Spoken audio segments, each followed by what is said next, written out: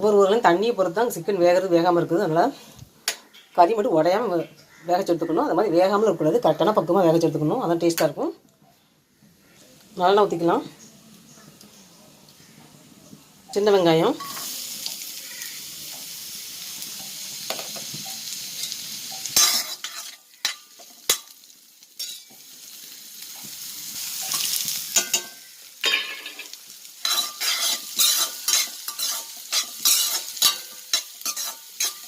வெங்காயம் வதக்கிட்டு இருக்கும்போது இஞ்சி பூண்டு குறை பறச்சு வந்துடலாம்.